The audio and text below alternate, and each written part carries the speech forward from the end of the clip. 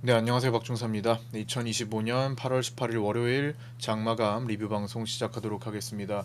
자, 오늘은 개인들이 콜옵션에 계속 몰리면서 약세 마감을 한 위클리 옵션 만기일이었습니다. 오늘 어떤 일이 있었고 또 어떤 내용을 업데이트해야 되는지 하나씩 순서대로 짚어보도록 하겠습니다. 먼저 개장 전 체크사항입니다. 목요일 야간 선물은 0.29% 하락한 상태였고요. 그 당시에 외국인 선물은 77억 매도가 있었습니다. 오늘 0.19% 하락 출발 후 내려와서 1.44% 하락한 음봉 마감 했습니다. 8월 14일 블록딜 옵션 거래대금은 콜옵션에서 222억으로 평균 이상, 풋옵션에서 177억으로 평균 이상이 나왔습니다. 삼성전자 자사주 매입은 본주 90만 주와 우선주 12만 5천 주를 신청했는데요. 2시 50분경에 매입을 완료했습니다. 9월 미국 금리 인하 확률이 지난주에 CPI 발표 이후에 100%로 올라왔고 그때 B컷 확률까지 6.3% 생겼었으나 PPI 발표 이후에 다소 조정되어 B컷 확률은 다시 사라지고 현재 25bp 금리 인하 확률만 약 84%대로 제시되고 있습니다. 방산물자 사업을 영위하는 삼양컴텍이 신규 상장했고요. 공모가 7,700원 대비 116% 정도 상승한 16,640원으로 마감했습니다. 미국과 우크라이나의 정상회담이 우리나라 시간으로 19일 새벽 2시 15분 몇 시간 뒤에 열리게 됩니다.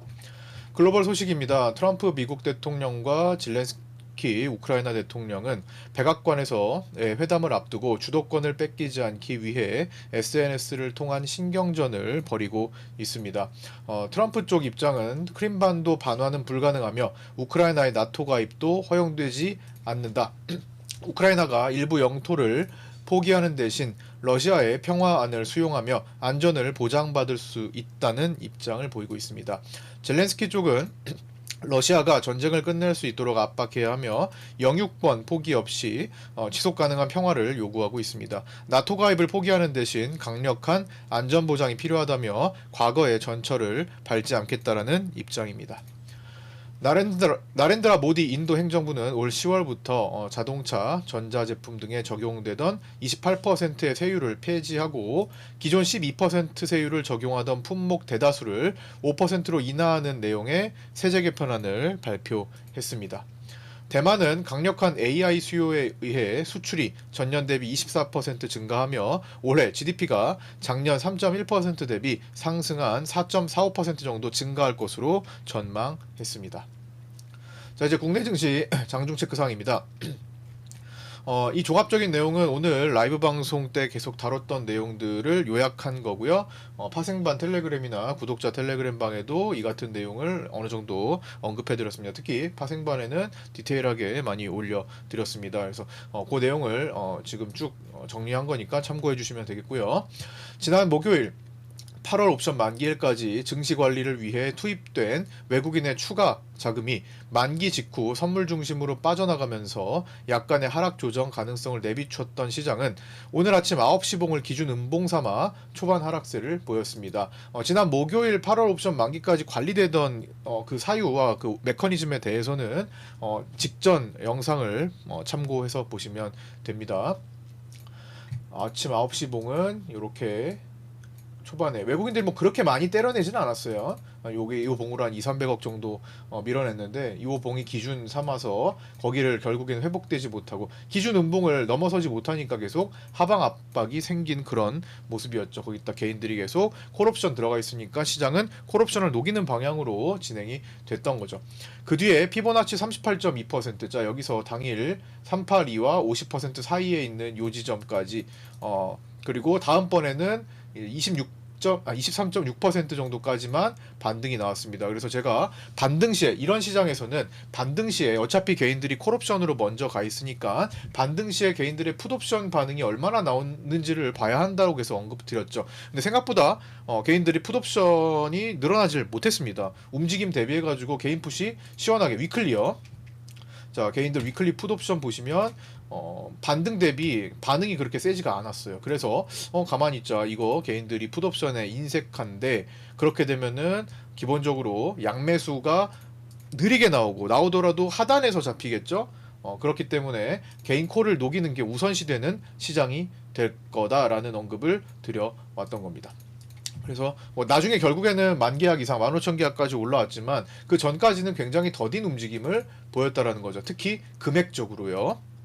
금액은 결국 계약은 그래도 만 계약 이상 한번 들어오기도 했으나 금액적으로는 23억의 품매도로 끝이 났었죠. 위클리 옵션. 그래서 그 뒤 피보나치 382와 23.6, 382에서 이제 50% 자리와 23.6% 정도를 단계적으로만 반등했을 뿐 이렇다 할 강한 반등세를 만들지 못했는데 그 사유로는 개인의 월물 콜옵션 매수와 위클리 콜옵션 매수 역할이 컸다고 볼 수 있습니다. 이번 위클리 옵션은 만기 지난 목요일 8월 옵션 만기일과 금요일 휴장일을 끼고 있어서 오늘 거래가 그대로 포지션을 만들 정도로 기존에 쌓인 게 없기 때문에 가벼웠으나 개인들은 반등 시 풋옵션 매수에 인색한 모습을 보이며 좀처럼 반등을 시도하지 못했습니다. 따라서 개인 콜옵션 프리를 녹이는 것이 우선시되는 시장이 펼쳐졌으며 개인들이 432.5 위클리 콜 매수와 427.5 위클리 풋 매수 조합을 통해 중립화된 그 가운데 자리인 430선에서 등가 싸움이 만들어졌습니다. 자, 요거를 이제 파생반 텔레그램에 제가 언급드린 내용을 간단히만 보자면 오전 10시 23분에 요약하자면 이거죠. 9시 봉 내부로 들어와 줘야, 자, 9시 봉 내부로 요 안으로 들어와 줘야 시장이 개인들이 좀 풋이 좀 적절히 들어오면서 균형화 시도를 할 것으로 보이는데 안 들어왔죠. 안 들어왔으니까 균형화가 굉장히 미뤄지고 나오지 못한 겁니다. 물론 개인들의 양매수 포지션이 거의 잡히긴 했는데 좀 하단에서 잡힌 거죠. 하단에서 잡혔기 때문에 한번 내려간 다음에 밑에서 계속 횡보하는 모습을 오랫동안 보였잖아요. 기준점이 하단에서 잡힌 겁니다. 양매수 하단이 그 개인들이 위클리 콜풋을 모두 계약수로 이제 오늘은 기준을 잡기 때문에 균형을 거기서 만들었죠. 현재는 아무래도 개인 콜을 시간을 끌어서라도 녹이는 게 우선 과제인 시장입니다라고 이제 체크를 해드렸습니다.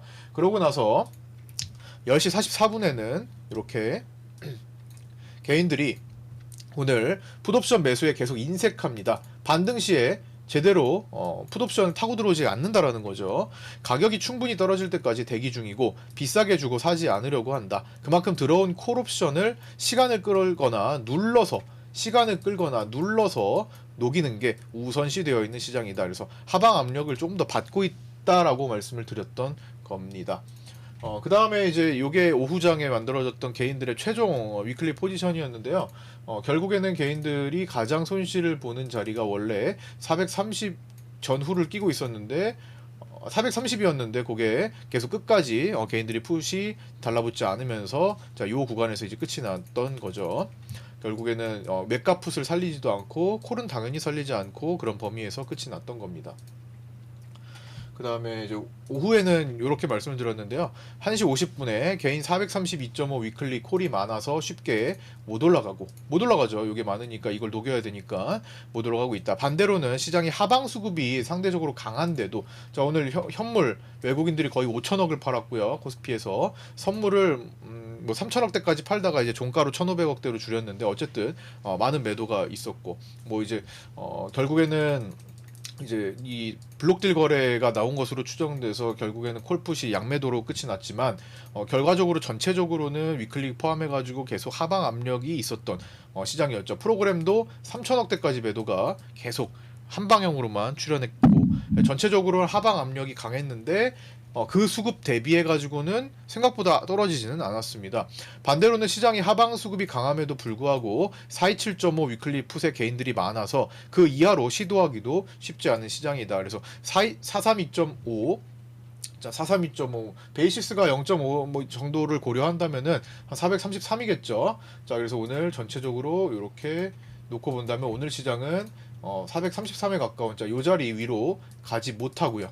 그 다음에 427.5 플러스 0.5 하면 428이죠. 428 아래로도 가지 못하는 시장이 펼쳐졌던 겁니다. 그래서 딱 중간 부분에서 이제 종가까지 좀 이어졌던 거고 계속 꾹꾹 눌러서 움직이는 그런 날이었습니다. 그래서 뭐 무리하게 하방 많이 진행됐을 때 하방 배팅으로 봤다면 불리했을 거고 적당히 반등할 때 풋옵션 거래, 개인들이 풋옵션이 얼마나 올라오는지를 지켜보면서 좀 적당한 저항 구간에서 숏포지션을 노리는 게 가장 합리적인 그런 날이었습니다. 그래서 이렇게 오늘 파생반 텔레그램에 일부 글을 좀 적어드렸던 것을 체크했었고요. 그 다음에 오후장에는 코스피 200이 430을 끼고 돌며 마무리 준비를 했는데, 외국인 선연물 매도 및 월물, 위클리 콜옵션 등을 고려하면 430보다 아래에서 마칠 확률이 더 컸습니다. 수급 대비해서 하락률은 크지 않았던 것 같고요. 이는 위클리 옵션 만기 특성상 한쪽으로 치우치기 쉽지 않은 환경에서 개인콜을 녹이는 힘만 주로 쓰였기 때문이라고 볼 수 있습니다. 말미에는 외국인이 신규 매도 중심의 선물 매도 물량을 종가까지 1,500에서 1,800억 가량으로 축소되면 큰 문제 없는 루틴이라고 언급을 드렸었는데, 실제로 1,582억까지 매도를 축소하면서 마쳤습니다. 일봉상 437.5 저항, 자 일봉으로 놓고 보면 위에 매물대인 437.5 저항 라인 계속 막혔죠. 최근에 지난주에 계속 막혔던 자리죠. 그리고 아래로는 424.5 지지 라인을 안에서 유지하면서 아슬아슬한 형태를 보이고 있지만, 아직 뚜렷하게 흐름이 깨졌다고 보기는 어렵습니다. 깨지러 가는 과정일 수는 있겠지만 깨졌다고 보기가 어렵습니다. 깨지게 되면 8월 1일에 이어서 추가 급락을 한두 차례 정도 더 보일 수는 있으나, 이는 기회가 될 수 있으며 깨지기 전까지는 약해졌지만 아직은 추세를 볼 수 있는 상황입니다. 현재까지 야간에 외국인들이 선물을 약 400억가량 추가적으로 던지면서 약세를 이어가고 있는 모습입니다. 현재 야간 선물, 저녁 8시 55분 지나고 있는데 야간 선물이 429포인트를 살짝 이탈하는 모습까지 나왔습니다.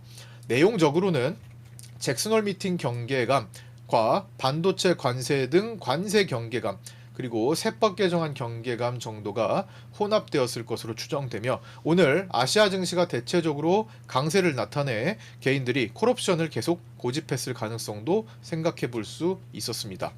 이번 주는 멀리서 올라오는 빗각 추세 라인을 지켜내는지 여부에 주목하면서, 자 여기 이겁니다. 멀리서 올라오는 요 빗각 추세대 라인이 만나는 자리가 이제 요쯤 되겠죠. 자 이렇게 올라오는 자리가 지난번에는 넉넉히 지켜졌고, 요 자리가 이제 근접해 가고 있죠. 자 여기 요 자리 요 아슬아슬한 상태 지키는 요 상태에서 깨냐 지키냐를 두고 크게 갈라질 수가 있어서, 이 자리가 잡힐 때까지는 철저히 데이 트레이딩으로 접근한 뒤에 움직임이 본격화되면 구간 트레이딩을 노리는 것이 합리적이라고 볼 수 있습니다. 자, 요걸 지켜내면서 이제 잭슨홀 미팅을 대기하고 있는 그런 상태죠. 그래서 추세도 살아있고 위협적이긴 하지만 깨지 않았기 때문에 지금 자리를 결국엔 지켜낼지 깨지는지를 보고 접근하자라는 말씀을 드린 겁니다.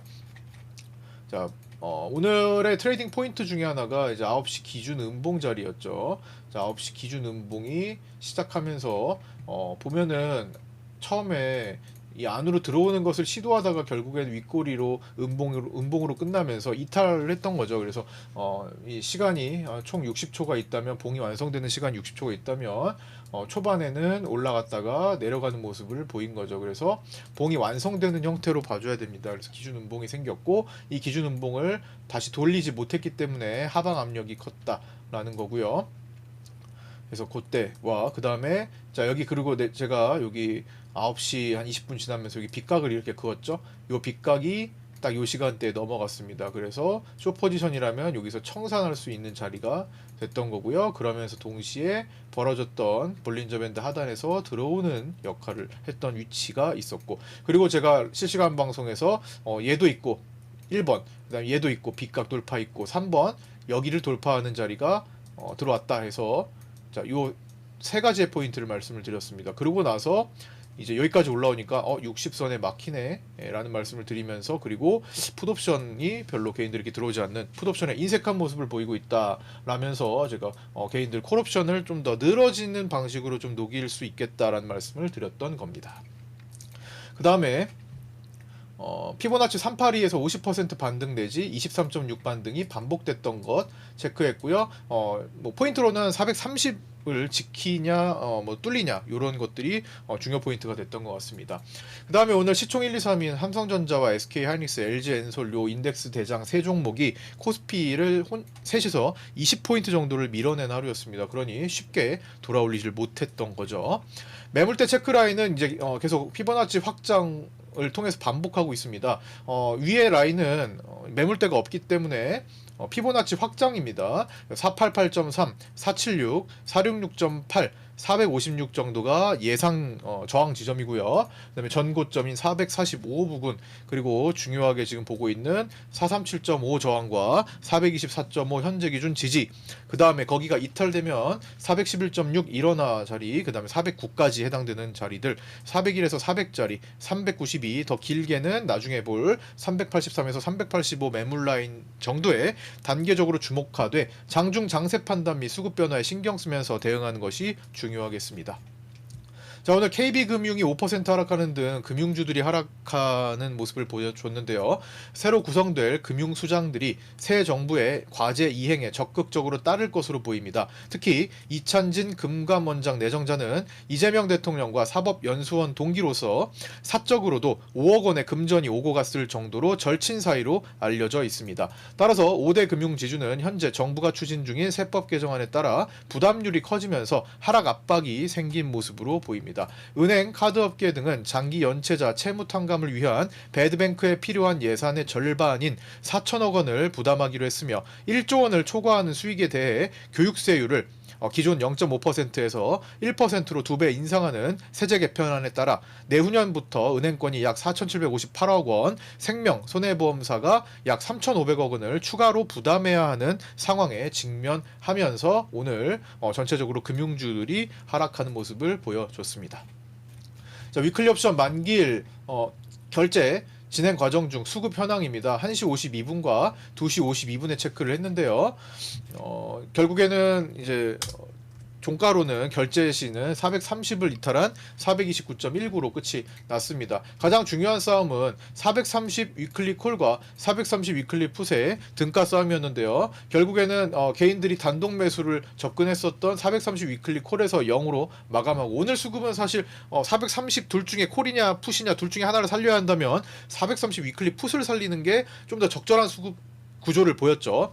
430을 좀 살렸는데 처음에는 개인들 중심으로 매수하다가 외국인이 소량 매수를 개입을 했었습니다. 그리고 오후에 외국인이 소량 개입 후 단타치고 한번 나가는 모습이 나왔다가요, 다시 외국인들이 소량 단타성으로 들어오고 개인도 이제 나가버리면서 혼조세로 변화했는데 마지막에는 그래도 외국인들이 조금 풋옵션을 진입한 채 끝이 났어요. 그러면서 0.56으로 동시호가 진입해서 0.81로 결제됐습니다. 오후 최저점 0.11 대비 7배 이상의 시세가 나오기도 했습니다. 위클리 풋옵션 보면 0.11이 오늘 430이 0.11이 최저점이었고 결제가 0.81로 되면서 거의 7배, 8배 이렇게 나왔던 거죠.